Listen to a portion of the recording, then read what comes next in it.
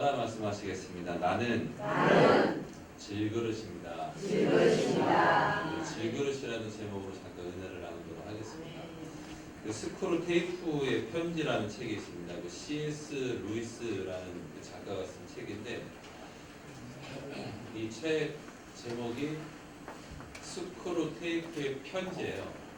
이 스크루 테이프는 삼촌 사탄 이름이고 이 삼촌 사탄이 조카 사탄에게 어떻게 하면 이 성도들을 잘 유혹할 수 있을 것인가에 대한 내용이 31통의 편지로 전해진 그 내용이 이 책의 내용입니다. 그러니까 조카가 성도들을 좀 유혹을 하려고 해도 잘 유혹이 안 되는 거예요. 삼촌에게 좀 자문을 구하니까 고참된 삼촌 입장에서 봤을 때 이제 성도들을 어떻게 하면은 좀 쉽게 유혹할 수 있는가를 삼촌이 조카에게 어드바이스를 해주는 내용이거든요. 근데 이 내용에 보면 좀 귀 기울여서 들을 만한 내용이 하나 있더라고요. 어떻게 하면 성도들이 하나님을 찾지 않을 수 있습니까? 이 질문에 대해서 삼촌 사탄이 조카 사탄에게 뭐라고 대답을 해주냐면 성도들이 원하는 걸 다 해줘라. 그러면 성도들은 더 이상 하나님을 찾지 않을 것이다. 이것이 그 삼촌의 대답입니다. 성도들에게 원하는 것을 다 해준다. 그러면 이 성도가 하나님을 찾지 않을 것이다. 이 얘기가 좀 일리가 있나요? 있습니까? 이 동네는 없을 줄 알았는데 몇 분 계시네요. 네, 저쪽 동네 가면 계실 만한 분들인데 만약에 하나님이 우리들에게 원하는 것을 다 해준 다음에 우리가 하나님을 찾게 되지 않는다. 그것은 뭐 제가 봤을 때 어떻게 해석을 해야 될지 모르지만 목회자 입장에서 보면 성경적인 근거로 보면 그렇습니다. 요한복음 4장에 보면 우물가의 여인이 나오잖아요. 우물가의 여인이 우물에 물을 떠러 나옵니다. 거기서 예수님을 만나요. 근데 예수님이 문득 말을 거시니까 좀 의아해하죠. 그 여인이 예수님에게 뭐 이런저런 대답을 하다가 예수님 말씀에 네 남편을 좀 데리고 와봐라 그러니까 여인이 저는 남편이 없습니다. 그러니까 예수님 말씀이 네가 5명의 남자하고 살고 지금 사는 남자도 네 남편이 아니니까 네가 남편이 없겠지라고 얘기하니까 여인이 깜짝 놀라는 거예요. 근데 이 여인이 예수님하고 대화를 통해서 이제 자기가 생각하고 있는 이제 메시아를 만난 겁니다. 그때 그 여인의 행동이 어떠냐면 물동이를 버려두고 마을로 달려 들어가서 예수 그리스도를 전했다. 이것이 이제 그 여인의 모습입니다. 이 여인이 뭐하러 우물가에 나왔었죠? 물들어 나왔지 않습니까? 물들어 나온 여인이 물동이를 집어 던졌다. 그러면 이게 맞는 얘기가 아니죠. 이 여인이 예수님을 만나자마자 자기의 삶의 가치의 우선순위가 바뀐 거예요. 그래서 자기가 물들어 나왔는데 물동이 버려두고 나가서 예수를 증거하는 여인이 됐습니다. 그렇죠? 누가복음 5장에도 보면 게네사렛 호숫가에서 빈 그물을 싣고 있는 이 베드로와 그 벗들의 이야기가 있어요. 근데 몇 날 며칠 동안 빈 그물로 들어왔는지 모르는데 예수님께서 그들에게 찾아가셔서 복음을 전하시고 특히 베드로의 빈 배에 올라타셔가지고 그날 설교 한 편을 해주셨는데 베드로가 그날 은혜를 많이 받은 모양이에요. 그래서 그 은혜를 받고 난 다음에 예수님이 베드로에게 깊은 데로 가서 그물을 내려서 고기를 잡으라고 그랬어요. 이미 밤새도록 그물 내리고 와가지고 이제 그물 손질하고 집에 가서 자면 되는데 설교 한 편 해주신 예수님이 그냥 집으로 가시고 본인도 집으로 가면 되는데 설교 끝나고 나서 예수님이 베드로에게 요구하는 거예요. 깊은 데로 가서 그물 내려 고기 잡아라. 평상시 베드로 성격 같았으면 자기 할 얘기 다 했을 겁니다. 그런데 그날 베드로가 은혜를 많이 받은 것 같아요. 그러니까 은혜를 받은 그 상황을 가만히 생각을 해보니까 왠지 오늘은 이분의 말씀대로 해야 될 것 같다는 생각이 든 겁니다. 제가 왜 이 말씀을 드리느냐? 성도님들은 은혜 받아야 움직입니다. 절대로 성도님들은 은혜가 없이는 움직이지 않더라고요. 제가 목회를 해보니까 성도님들은 은혜를 받으면 움직이는데 은혜를 못 받잖아요. 꼼짝도 안 합니다. 그리고 어떻게 되느냐? 경험을 따라가는 게 우리 성도님들의 고질적인 상황이에요. 근데 이것이 우리가 영적인 존재들이기 때문에 어쩔 수 없는 것 같습니다. 베드로도 은혜 받기 전 같았으면 자기 승질대로 예수님한테 하고 확 대들었을 텐데 가만히 얘기를 들어보니까 은혜가 되는 거예요. 그 예수님이 깊은 데로 가서 그물 내려 고기 잡으라 하니까 깊은 데로 갑니다. 그물을 내렸는데 그날 그물이 찢어질 만큼 고기를 많이 잡았어요. 이때 베드로가 예수님에게 무슨 고백을 하느냐? 예수님, 저를 떠나십시오. 저는 죄인입니다. 이 고백을 하는 거예요. 그리고 그가 그물과 배를 버려두고 예수님을 따랐다라고 성경에 기록되어 있어요. 어부는 배하고 그물이 없으면 살아갈 수가 없는 존재 아닙니까? 그런데 그가 예수님을 만나자마자 그물과 배를 버려두고 예수님을 따르는 겁니다. 우물가의 여인도 베드로도 예수님을 제대로 경험하고 나니까 자기들의 삶의 우선순위와 가치가 변한 것을 성경을 통해서 보게 되는 거죠. 다시 한번 여쭤볼게요. 성도들이 자기네들이 원하는 것을 모두 충족하면 하나님을 찾지 않습니까? 이 근거로 놓고 보면 저는 딱 한 가지에 대한 답이 나와요. 예수 그리스도를 진정으로 경험을 하신 분들은 내게 무엇인가 채워짐을 통해서 더욱더 그분을 따라갈 수 있는 마음이 생기는데, 그것이 없이 교회에 다니고 신앙생활을 한다는 것은 내가 무엇인가 얻으면 살아계신 하나님 같고, 내가 기도하는데 내 기도가 응답이 안 되면 왠지 돌아가신 하나님 같은 느낌이 듭니다. 근데 그것은 어쩔 수 없는 거예요. 그래서 우리가 예배가 중요하고 코로나 이후에 은혜가 중요한 줄 믿습니다.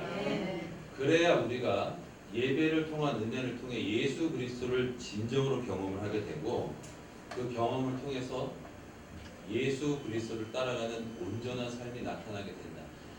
이것이 주님이 우리들에게 가르쳐 주시는 은혜이고 진리인 줄 믿습니다. 오늘 제목이 질그릇이잖아요. 질그릇이라는 것은 말 그대로 질이 좋은 그릇입니까? 질이 안 좋은 그릇이에요. 근데 이래서 질그릇은 아니죠.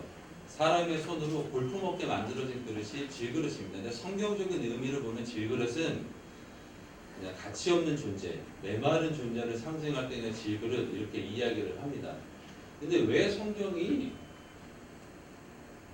질그릇이라는 표현을 썼는가? 제가 이제 고린도전서와 후서를 보니까 이제 고린도전서 후서에 보면 이 글을 쓴 분이 사도 바울인데, 사도 바울이 그 당시에는 이제 초대교회라는 것이 있었어요. 요즘처럼 이렇게 뭐 각 잡고 마이크 놓고 뭐 기타 치면서 찬양하는 그런 시대가 아니라 초대교회인 거예요. 말 그대로 공간도 제대로 되지 않고 목회자도 누구를 청빙을 해야 될지 모르는 아주 열악한 상황의 시대가 그 시대였는데, 그 시대에 바울이 이제 고린도 교회에 목회자로 갔는데, 고린도 교회 성도들 가만히 보니까 본인들이 생각하고 있는 목사님이 아닌 거예요. 본인들이 생각하기에 좀 허브대도 좀 멀쩡하고 인물도 좀 잘생기고 또 좀 건강하고 좀 이랬으면 좋겠는데, 이분이 보면 머리도 좀 대머리를 벗겨진 데다가 거기다 또 안질이 있다고 그랬잖아요. 바울이 안질이 있다고 그랬습니다. 안질. 이 안질을 놓고 하나님 앞에 간절히 기도했는데 하나님이 그 은혜가 너에게 족하다고 안 고쳐주시잖아요. 그러니까 병도 있죠. 외모적으로 봤을 때 볼품도 없죠. 거기다 뭐 난지 8일 만에 어떻게 또 얘기하는 또 뭐라고 그러죠? 일찍 태어난 그 아이를 보고 뭐라고 할까? 칠삭둥이 팔삭둥이라고 하잖아요. 칠삭둥이 팔삭둥이면은 우리가 무슨 생각합니까? 온전한 사람이라고 생각하기 좀 그렇잖아요. 근데 이 온전하지 못한 것 같아. 7달 만에 태어나서 8달 만에 태어나서 그러니까 아이가 조금 부족할 거야. 이건 굉장히 듣기 좋은 식의 이야기예요. 아이가 7달 만에 태어났다고 이야기를 할 때는 뒤에서 수근수근 하겠죠. 봐. 얌전한 고양이가 부뚜막이 먼저 올라간다고. 봐. 애가 어떻게 7달 만에 태어나? 무슨 일이 있었겠지. 그러니까 이런 이야기에 이르기까지 칠삭둥이 팔삭둥이 그러면 굉장히 꼬리표가 많이 붙는 아이예요. 근데 사도 바울은 그걸 숨기지 않아요. 나는 만삭되지 못해서 태어난 자다. 이렇게 자기 스스로 얘기를 합니다. 그러니까 칠삭둥인지 팔삭둥인지 모르겠는데 자기 스스로를 그렇게 이야기를 해요. 왜 고린도 교회 사람들에게 사도 바울이 자기 스스로 그렇게 자신 있게 이야기를 하느냐면, 나는 그렇게 부족합니다라는 걸 그냥 공개하는 겁니다. 그래서 나는 질그릇 같은 사람이다라고 비유를 하면서 뭐라고 얘기를 하냐면, 나는 질그릇 같은 존재인데 심히 큰 하나님의 능력은 질그릇인 나에게 있지 않고 담겨져 있는 예수 그리스도로 말미암는다. 이 얘기를 하기 위해서 사도 바울이 자기 자신을 질그릇에 비유하고 자기는 부족한 자입니다라고 그냥 개방을 해서 얘기를 하는 겁니다. 이해가 좀 되세요? 제가 교회에서 전도를 하다 보면 성도님들이 많이들 오세요. 여기 뭐 미용 성교라고 하시잖아요. 어느 권사님이 그 미용실 운영하는 그 미스박 하나를 전도해서 왔어요. 근데 이분이 처음 온 날부터 뭐 예수를 알지도 못하는 사람인데 목사님 설교한다 막 아멘, 아멘 막 난리가 난 거예요. 그래서 아니 이분이 오늘 처음 교회 왔는데 어떻게 은혜를 많이 받을까 그러니까 전도한 권사님이 너무 이제 마음이 좋은 거예요. 예배 끝나고 이제 미스박 식당 데려와가지고 이제 밥을 사주면서 물어봤어요. 아니 미스박 어디 교회 다녀본 적 있어? 아, 없는데요. 근데 오늘 어떻게 은혜를 많이 받아? 그 미스박이 하는 말이 아니 목사님이 자꾸 믿습니까? 믿습니까? 물어보면 제가 믿으니까 무슨 말인지 모르시는 분들은 집에 와서 얘기하시고 믿습니까?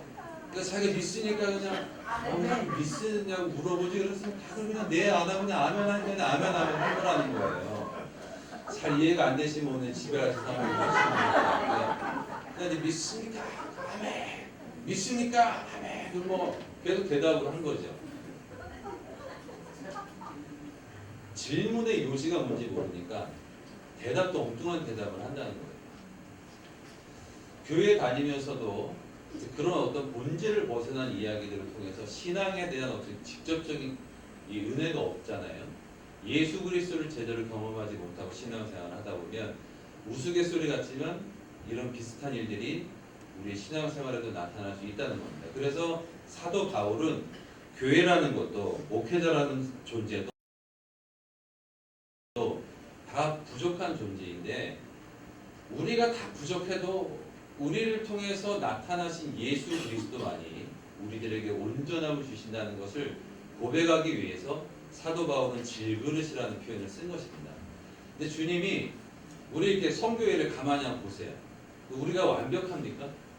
좀 부족함이 좀 있지 않습니까? 내가 내 입으로 얘기하지 못할 뿐이지 사실 우리가 다 부족함이 많잖아요. 근데 이렇게 다 많은데도 불구하고 신앙생활을 하는데 20년 신앙생활을 해도 변한 게 없는 것 같고 30년을 신앙생활해도 변한 게 없다고 얘기하시는 분들이 많아요. 제가 오늘 이 말씀을 드리는 이유는 저를 포함해서 우리 모두는 변하지 않습니다. 질그릇은 변하지 않는 거예요. 질그릇에 무엇이 담기느냐가 중요하다는 겁니다. 그래서 오늘 이 말씀을 통해서 우리들에게 오늘까지의 신앙생활과 앞으로의 신앙생활에 하나님의 은혜를 조금 더 담으시고 조금 더 겸손히 주님을 섬기시는 우리 성교회가 되시길 주님의 이름으로 축원드립니다. 주님이 우리에게 예수 그리스도라는 고백과 함께 딱 허락하여 주신 것이 두 가지가 더 있는데 첫 번째가 시간이고 두 번째가 물질입니다. 첫 번째가 뭐라고요? 시간을 되돌릴 수 있습니까? 저는 되돌릴 수 있다고 믿습니다. 그렇게 쳐다보지 마세요. 시간을 되돌릴 수 있는 방법이 있다. 뭐냐면 해석을 달리하면 돼요.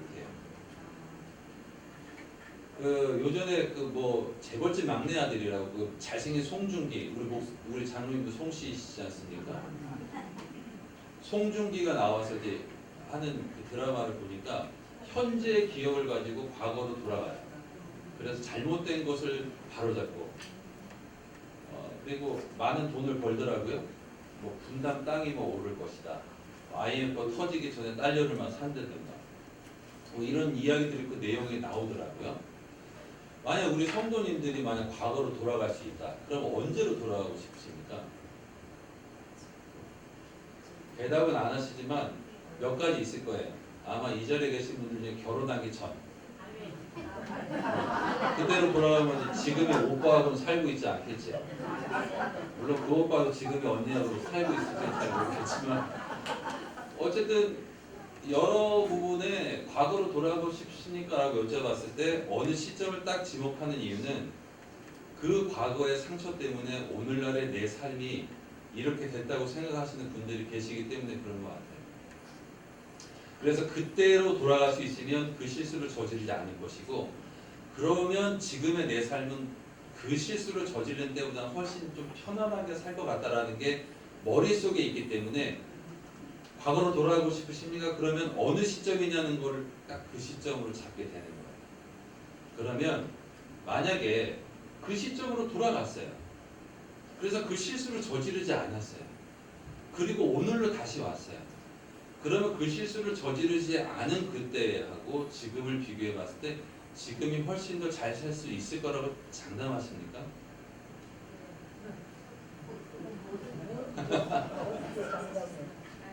저는 그렇게 생각합니다. 목회를 하면서 보니까 하나님 어제와 똑같은 오늘을 100번을 줘도 저는 똑같이 101번째 실수를 반복하며 살아갈 수밖에 없는 존재입니다.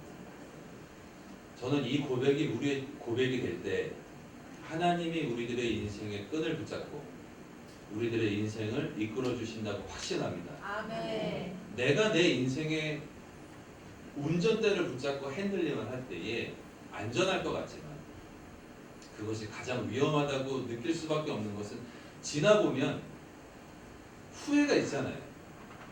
후회한다는 건 뭡니까? 잘못된 선택을 했다는 거거든요.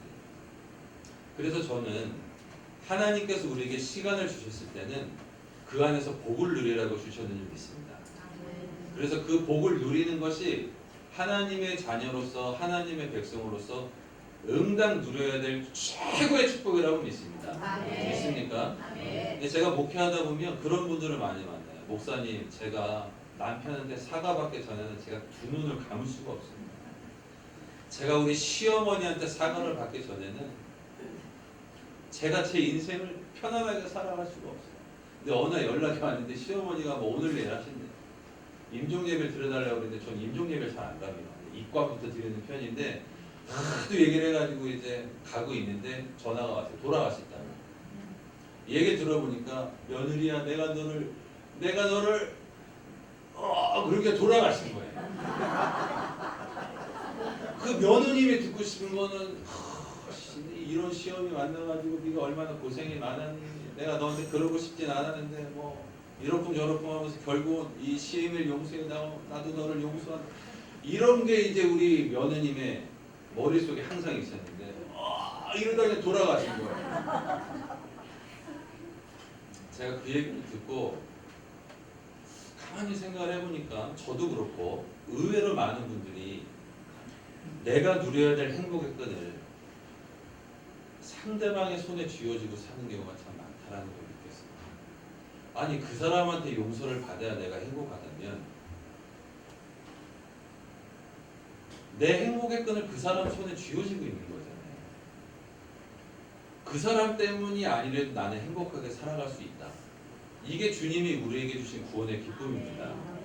그런데 여전히 남편 때문에 누구 때문에 뭐 때문에 그래서 그 사과를 받지 않으면 나는 행복하지 못한 삶을 살고 있다는 거는 내 행복의 끈을 그 같지 않은 그 사람 손에 쥐어지고 있는 거잖아요. 아니 그러다가 이러다 돌아가시면 아니 그 많은 세월을 누구한테 보상받습니까? 너무 어이가 없는 삶을 살고 있다. 이게 제 얘기였고 그분의 이야기였다고 말씀을 드린다면 저는 오늘 우리 미영성교 사회사업 미영성교에 계신 분들은 절대로 이런 일들에 우리의 행복의 끈을 행복이라는 시간을 낭비하지 마시기를 주님의 이름으로 축원드리겠습니다. 아멘. 두 번째 주신 것은 물질이에요. 물질. 돈 좋아하시죠? 돈 좋아하시지 않습니까? 네, 좋아해요. 돈 싫어하는 분들이 어디 있겠어요? 특히 요즘처럼 이런 자본주의 시대에서는 돈이 없이는 아무것도 할 수가 없어요. 그래서 돈에 대한 부분이 우리들의 마음속에 자리 잡고 있는 게 참 많죠. 근데 제 아는 권사님이 건물이 몇 채 있으신 권사님이 계셨어요. 몇 채 계신 권사님이 계셨어요. 몇 채 계신 권사님이 계셨어요. 다들 뭐 건물 한 3-4개 정도 가지고 계신 분들처럼 이렇게 굉장히 여유가 있으신 것 같아요. 근데 그 권사님이 어느 날 몸이 안 좋아서 병원에 갔는데 6개월 시험 판정을 받은 거예요. 췌장암 때문에. 그러니까 뭐 건물 몇 채 있는 게 뭐 무슨 의미가 있겠습니까? 그러니까 이분이 이제부터 어떻게 해야 될까? 그러면 몸이 아파요. 그러면 교회 와서 교구장한테 얘기하고 성도들한테 중보기도 부탁하고 이렇게 이야기해야 맞는 거죠. 끄떡끄떡 하시는 분이 몇 분 안 계시죠. 근데 그분이 교구 가서 그 얘기를 못하는 게 본인이 가만히 보니까 그 얘기를 해봐야 환영받을 상황이 아닌 거예요. 근데 본인이 맨날 이렇게 돈 벌고 뭐 하느라고 교구일도 제대로 안 했지. 또 이렇게 뭐 권사 성현이 뭐 무슨 뭐 선교에 뭐 헌금 내라 그러면 맨날 막 그냥 10,000원짜리 꼬깃꼬깃 넣어놓고 계시고 선교회 회비도 안 내고 아마 그러셨나 봐. 여기 계신 분들은 안 계시겠지만 막 그러신 분들이 몇 분 계시고 근데 그분이 그렇게 사시다가 지역 예배도 별로 안 나가시고 하다 갑자기 몸이 이렇게 되고 상황이 이러니까 교구에다 얘기를 못 하겠는 거예요. 그래서 동네에 있는 조그마한 개척교회를 나가기 시작하면서 새벽기도 재단을 쌌는데 그냥 목사님 그냥 은혜를 받고 또 기도하다가 집에 오고 울다 집에 오고 뭐 이러셨어요. 근데 얼마인가 기도를 하다가 어느 날 새벽에 갑자기 은혜가 너무 많이 되고 몸이 막 뜨끈뜨끈하고 눈물이 팍팍 나고 콧물이 막 그냥 홍수가 나듯이 막 쏟아지는 날이 있었는데 집에 와가지고 잠을 한숨 자야지 일단 눕다가 일어나가지고 병원을 갔는데 병이 싹 사라진 거예요. 그러니까 이 권사님이 너무 좋아가지고 봉투에다가 헌금을 딱 준비해가지고 개척교회를 간 거예요. 수요일인데 수요 예배 중이에요.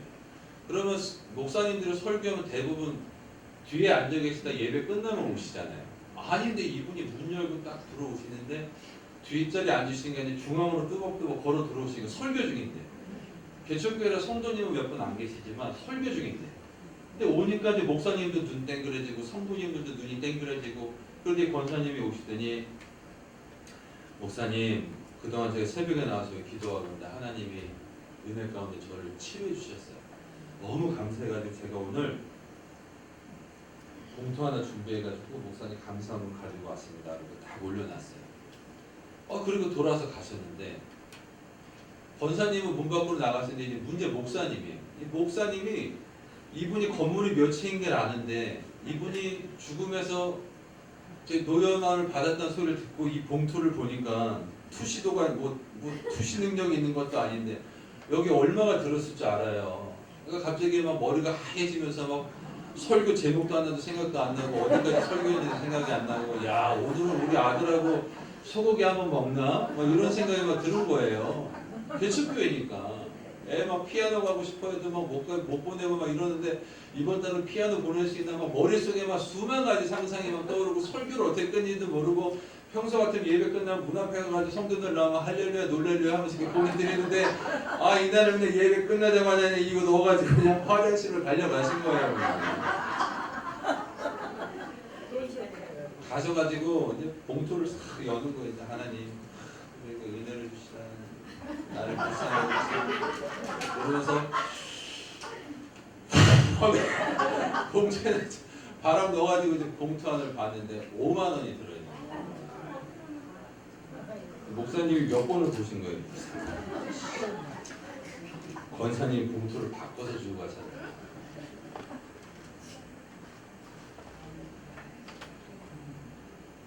제가 한번 여쭤볼게요. 우리 사회사업 미용성교회에 계신 분들이 만약에 6개월 사용선고 받으셨어요. 나 건물이 몇십 채 있어요.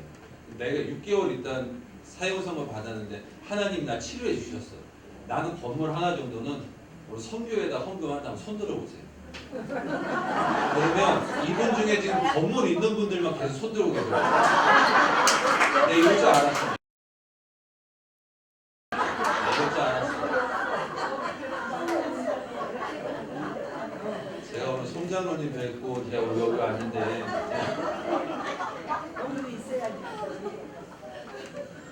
이게 남 얘기니까 손 들으라고 손 들고 어머 왜 5만 원 이러잖아요. 우리가 물질이 있다면 내 물질을 주신 분이 누구라는 걸 알면서도 하나님께 드릴 때의 어떤 우리 마음이요 생각하지 않습니다. 저도 목회를 뭐 짧은 기간 한 건 아닌데 성도님들 보니까 목사님 2주에 휴가입니다. 내가 사업만 잘 됐으면 목사님 그냥 콘도 하나 잡아드리는 건데 지금은요 목사님 제가 지금 사업이 잘 안 돼요. 네? 이게 마음이 있을 때 돈이 없어요. 근데 돈이 있잖아요. 마음이 없어요. 웃지요? 가만히 생각해 보세요. 나에게 어떤 어려움이 당했을 때 우리가 하나님 앞에 그런 마음을 가질 때가 있어요. 하나님, 내가 이 문제만 해결해 주시면 내가 하나님께 좀 더 귀한 걸 드리면서 살 수 있을 것 같은데, 근데 막상 그게 해결이 되잖아요. 그게 이어지기가 쉽지 않은 게 우리의 연약함입니다. 근데 주님이 이런 말씀의 은혜를 한 번씩 우리에게 주시면서 떠오르게 하시는 건 그거예요. 여전히 내 삶의 물질의 주인은 누구인가를 한 번씩 더 생각을 해보게 하시는 거죠. 그래서 이렇게 선교회 같은 경우는 해마다 좀 작정 헌금들이 좀 있으시지 않습니까? 그럼 이럴 때마다 한번 우리가 마음으로 되새겨 보긴 해요. 내가 로또 하나만 맞으면 그냥 뒷자리 떼고 그냥 앞자리 하나 드리는 건데, 이런 생각 하실 수도 있지만 로또는 또 안 맞잖아요. 그게 안 맞아. 그게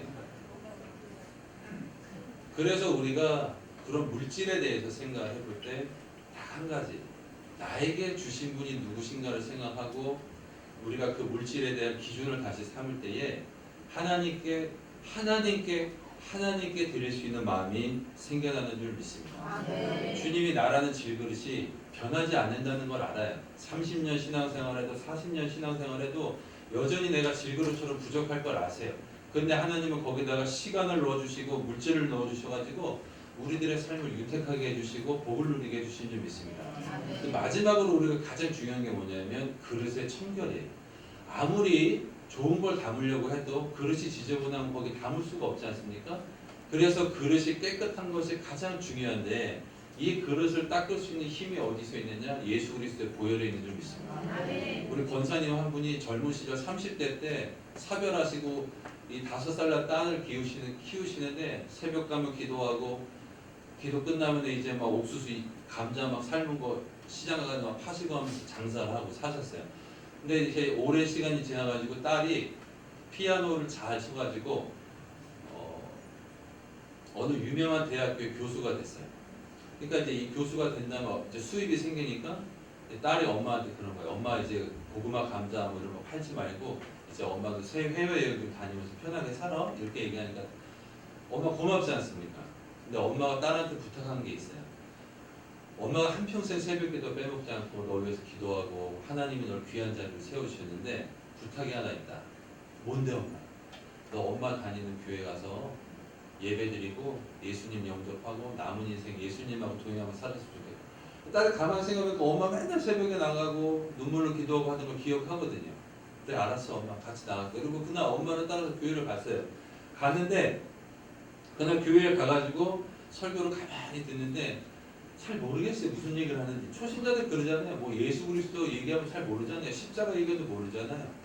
주님이 십자가 못 박혔다 그러고 뭐 당신 때문에 십자가에 죄졌다 그러면 나는 내가 무슨 죄를 졌는데 예수님이 십자가 못 박혔대. 이런 생각 할 수밖에 없는 이게 초신자들인데 어쨌든 예배가 잘 끝났어요. 그리고 엄마가 목사님한테 딸 자랑한다고 이제 잠깐 앉아서 기다리라고 그러고 이제 식당에 앉혀놓고 교회 식당에 앉혀놓고 나가셨어요. 그리고 앉아 있는데 여기저기서 성도들 하는 얘기를 들어보니까 이제 그 귀에 들어오는 거예요. 무슨 얘기를 하나 들어보니까 오늘 목사님 설교가 왜 그래? 그때 그거 뭐 설교하실 때 뭐 돈 얘기하시던데 목사님 좀 돈 얘기 좀 안 했으면 좋겠는데. 그리고 뭐 장로님 기도가 왜 그래? 그리고 뭐 권사님은 또 맨날 이렇게 사람들하고 앉아서 정치 얘기를 하고 그래. 이런 얘기가 가만히 그 교회 처음 와서 앉아있는 그 딸의 귀에 들려오는 거예요. 한두 마디면 괜찮은데 점점 듣다 보니까 실망이 되는 겁니다. 그래서 그 엄마가 딱 오자마자 엄마 손목을 탁 붙잡고 1층으로 막 힘을 끌고 내려왔어요. 엄마가 당황스러운 거예요. 담임 목사님 인사하러 가시니까 됐어 엄마 따라와. 엄마를 막 데리고 1층 내려왔어요. 너 왜 그러니? 엄마 오늘날까지 이런 교회 다닌 거야? 얘 왜 이래? 아니 앉아서 얘기하는 사람들이 그 성도들이 하는 얘기가 다 왜 그래? 엄마가 그 딱 자마자 그때부터 엄마가 그냥 딸내미 손목을 확 끝까지 붙잡고 집으로 끌고 온 거예요. 딸내미를 앉혀놓고 그런 얘기를 하는 겁니다. 야, 이 엄마는 평생 교회를 다녀도 예수님 십자가만 보고 다녔는데 너는 오늘 잠깐 교회 와가지고 참 많은 걸 보고 갔구나. 제가 이런 얘기를 참 사실 드리기가 쉽지는 않습니다. 근데 왜 이런 얘기를 이렇게 선교회 와서 한 번씩 드리느냐면 코로나 이전이나 이후나 우리가 교회에 와가지고 요구하는 기대치라는 게 있어요. 목회자에게, 교회에게, 성도들에게 요구하는 기대치라는 게 항상 있습니다. 근데 그 기대치가 내가 기대한 만큼 채워지든가요? 그게 채워지기가 쉽지 않죠. 나는 그럼 상대방 기대치에 채워드릴 수 있는 삶을 삽니까? 그러지 못하거든요. 우리가 그런 마음이 있으면 은혜가 되고, 그러다 보면 성도들하고 융합할 수 있는 중심점이 예수님께로 갈 수 있는데 그렇지가 못해요. 그러니까 나라는 그릇이 어떤 청결 상태인지도 모르고 계속 무엇인가 담기만을 원하는 언밸런스한 신앙생활을 하기가 참 쉬운 게 우리 신앙생활의 위험입니다. 그럴 수는 있는데 그런 위험이 항상 우리들에게 도사리고 있다는 거예요. 그럼에도 불구하고 주님이 우리의 그 부족함에도 불구하고 나라는 그 질그릇에 하나님이 은혜를 부어주시고 시간을 부어주시고 물질을 부어주셔서 여전히 하나님 영광에 살아가게 해주시는 것이 하나님의 은혜인 줄 믿습니다. 아멘. 우리 모두가 질그릇이죠. 지금까지 우리가 어떻게 살았는지 모르겠지만 앞으로도 우리들의 삶은 크게 뭐 변화될 거라는 기대는 하지 않습니다. 그러나 예수 그리스도라는 그 보배가 우리라는 질그릇에 담길 때 하나님이 우리를 값어치 있게 사용하여 주실 줄 믿습니다. 아멘. 앞으로 우리 사회사업 미용 성교회가 이렇게 연합하고 또 앞으로 또 나아갈 길들을 또 발견할 때 1년의 절반을 지나는 이 시기를 한번 되돌아보시고 나머지 절반을 어떻게 살아갈 거를 생각하실 때 이 두 개의 성교회가 이제 융합을 해서 가실 때도 어떤 것이 하나님이 원하시는 것인가를 생각해 보시면서 나에게 주신 시간과 물질을 하나님께 드릴 것에 대한 방향을 찾아보시면 하나님께서 나라는 사람을 통해서 귀한 일들을 행하시는구나 것을 매 순간 확인하는 귀한 은혜가 있으실 줄 믿습니다. 아멘. 이 은혜를 꼭 붙잡으시고 우리 장로님과 함께 합력하여 선을 이루시는 우리 사회사업 미용 성교회가 되시길 주님의 이름으로 축원드립니다. 아멘. 걸어가